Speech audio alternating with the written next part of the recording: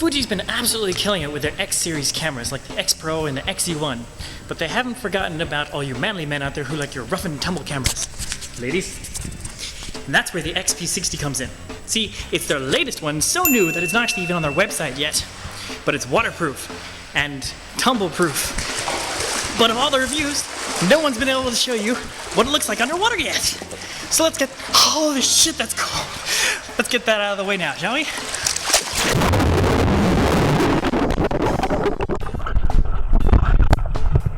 You really the cold and your nards just kind of takes the wind right out of your lungs.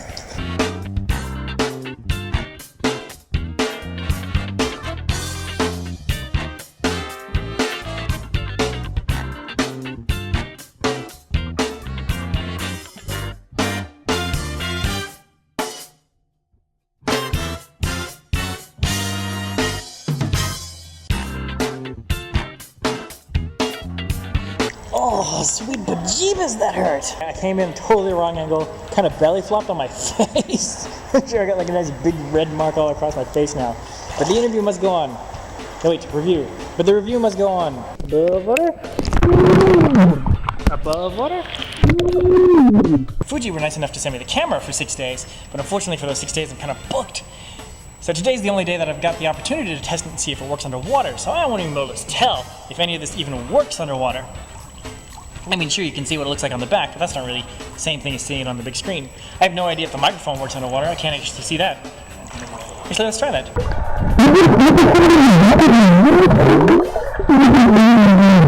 It's waterproof up to 6 meters, which is 20 feet, and it's shockproof to 1.5 meters, which is 5 feet. Now, of course, this is a lone camera, so I don't actually want to try and drop it from 1.5 meters, but since we are in a pool, that is definitely not 20 feet deep, and it would be a very soft drop.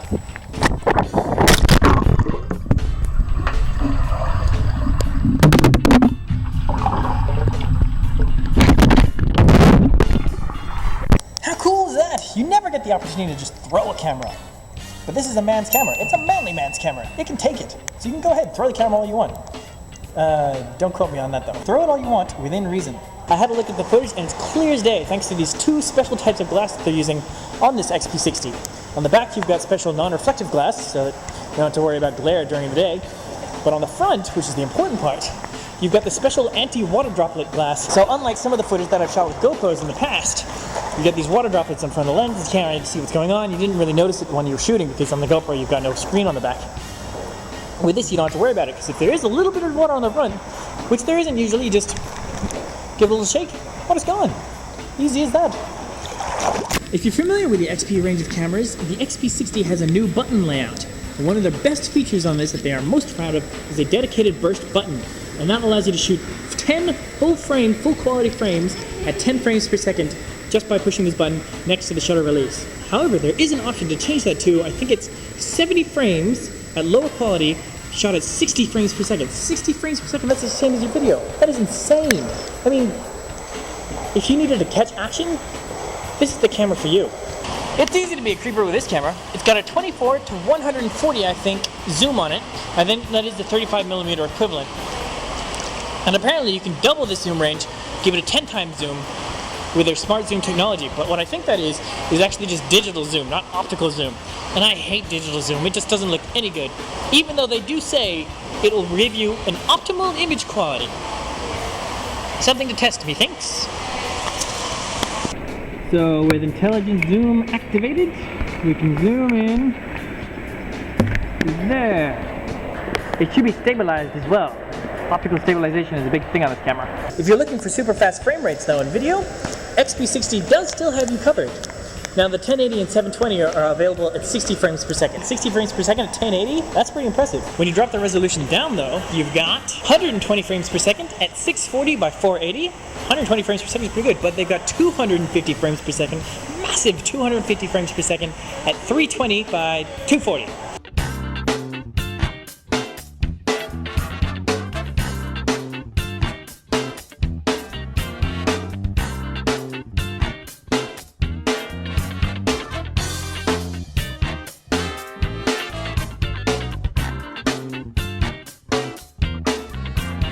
My nipples are hard enough to cut glass, so we decided to move into the jacuzzi. I wanted to do the entire review from the pool since everyone was complaining on all the other videos that there's no footage of it underwater. Something we did notice is that when you shoot at 80, 160, and 240 frames per second, you've only got a 30-second window to actually shoot in. Now when you play that back, 240 frames per second actually turned into about 4 minutes and 10, 12 seconds, something like that. So when you play back either at 60 or 24 frames per second, I'm not entirely sure right now because I was not expecting that, so I didn't look it up. It will play back much longer than you only shoot in that 30-second window. Now let's talk about some buttons on this camera. On the back, you've got your zoom buttons, you've got your dedicated movie record button, you've got standard D-pad which lets you change the flash, the timer, the macro, and the trash can to easy delete, or the exposure when you're filming. You got your review preview button, and you've got the display. So if you want a nice clean back like I do, you just hit the display. Now, under the timer mode, there is a cool function called the couple function, and you can say, take this photo when we're a certain distance apart, like if you're trying to get a photo of you and your girlfriend together or something like that. I've tried using it, and I couldn't get it to work, but I think you may actually have to be standing up for that one, so something to look a little bit more into. On the top, you've got your shutter button, and you've got your on-off button, and then you've got the brand new, dedicated burst button. This is the one I was talking about earlier, where you push it and automatically switch the camera into burst mode. However, it is misleading because this is not a shutter release button, it just activates burst mode, so you still have to use the shutter button. I think it would be really cool if you could actually use it, so that was the shutter button, just for dedicated shooting in burst. What you gonna do? I'll write Fuji a letter. It is a 16 megapixel camera, and it has a CMOS sensor, so the picture quality is not going to be bad at all, actually. It's going to be pretty good. I mean, it's going to be all you need if you're just up the mountain for the day. It's not DSLR kind of quality, but this isn't a DSLR kind of camera, and it's definitely nowhere near the cost of a DSLR. The camera's not actually out in Australia yet, technically, so I can't give you a retail price, but maybe I will have found one by the time that this is out, so here's the price, maybe. Nope. I guess we'll see. This camera, definitely aimed at rugged, manly men. If you're the kind of person who likes to go snowboarding, skiing, mountaineering, surfing kind of thing, this is the camera for you. It's very lightweight, very compact, nice and slim, comes in cool colors. As I mentioned, waterproof up to 6 meters, 20 feet, and it's got shockproof to 1.5 meters, which is 5 feet. And what they usually say is kind of like a, oh, it's waterproof up to 20 feet. Probably goes to 25 feet. They just can't say 25 feet for a legal reason. I can't say 25 feet for legal reasons either. I didn't say 25 feet, I said 20 feet, and probably only 19. Only go to 19 feet. Another feature that's new to the XP series is apparently this button here, you have to push it and then twist to open up the battery and change memory card. So if you actually have to change on the fly, that's how you do it. They did it this way so that if you've got gloves and if you're like snowboarding or something like that, it's much easier to get it out than apparently the old system, which from what I read was a series of like latches and levers and things, because they really don't want it to pop out or let water get in. So apparently this is much easier to do if you have gloves on. So if you're a big snowboarding fan, excellent. Since it is for rugged, manly people who like to go outdoors and stuff like that, and not actually for wanky photographer people like me, it doesn't have a whole lot of fancy effects and stuff like that. It still does have most of the ones that the other Fujis have, but it doesn't have as many film simulations, which the Fuji range is really proud of. It's only got 3 from what I remember. It's got standard, it's got black and white, and it's got sepia. I know the other ones like the X Pro, the XE1 have like a whole range of simulated film effects, like the beautiful Fuji ones that Fuji used to put out. But not this one. Sepia, black and white, color. Those are your options. All in all, I think if you like going out and adventuring, this is the camera for you. It's fantastic. I'm really impressed with it. I haven't had a chance to look at the video or the pictures yet. It's very hard to take a selfie picture underwater. But taking pictures of other people underwater, while creepy, is very easily doable. And I think that if you're looking for a rugged camera, this is the one for you. So, Fuji XP60, check it out. It'll be out soon, probably actually by the time this review is up. So, thanks for watching.